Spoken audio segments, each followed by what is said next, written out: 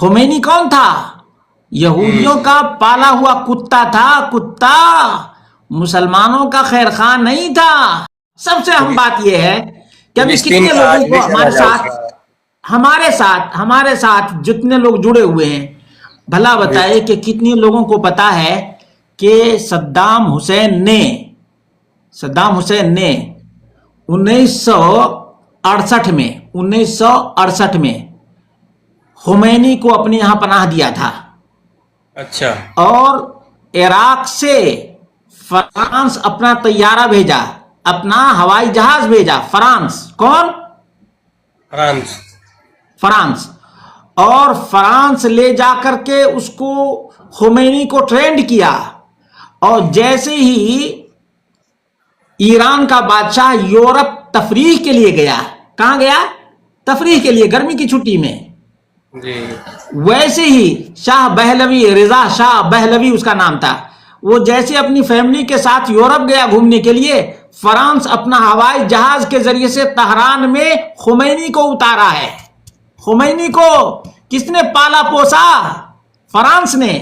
France پکا حرامی ملک ہے، مسلمانوں کا جو دشمن ہے وہ اس کو ٹرینڈ کر کے فرانس میں ٹریننگ دیا، فرانس کے ذریعے سے پوری پلاننگ بنائی، اور جیسے ہی رضا شاہ بہلوی گھومنے کے لیے گیا، ویسے ہی اپنے ہوائی جہاز سے ایران میں لا کر کے اس کو براجمان کر دیا خمینی کو۔ خمینی یہودی پالتو کتا تھا۔ خمینی کون تھا؟ یہودیوں کا پالا ہوا کتا تھا، کتا، مسلمانوں کا خیر خواہ نہیں تھا۔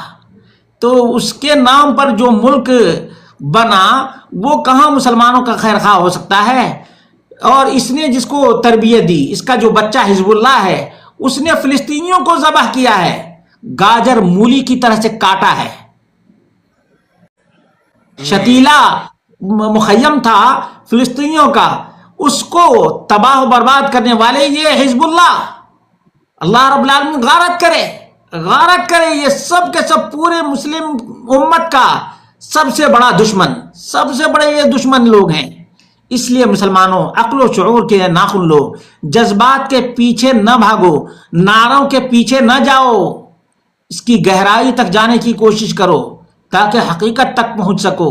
یہ بہت بڑا گیم ہے، بہت بڑا گیم ہے، اور سب سے بڑا ٹارگیٹ خلیجی ملک کا تیل ہے۔ خلیجی ملک کا تیل یاد رکھو، یہ خلیجی ملک کا تیل یہ ان کی آنکھوں کا شہتیر بنا ہوا ہے، یہی چبھتا ہے۔ خلیجی ملک کی ترقی ان کے آنکھوں میں ایک ذرہ برابر نہیں بھاتی ہے۔ ابھی جتنے تحریکی لوگ ہیں، اللہ رب العالمین ان کو سمجھ عطا فرمائے۔ یہ تحریکی لوگ یہاں سے چندہ لے کر کے اور اپنی بلڈنگیں بناتے ہیں اور ایران کے گنگاتے ہیں۔ اللہ رب العالمین حساب لے گا ان لوگوں سے۔ اللہ رب العالمین کا قہر نازل ہوگا کہ کھاتے کسی اور کا، گاتے کسی اور کی، یہ حالت ہے ان لوگوں کی۔ بہرحال اللہ رب العالمین یہ بات سمجھنے کی توفیق عطا فرمائے۔ جی، جزاکم اللہ خیر۔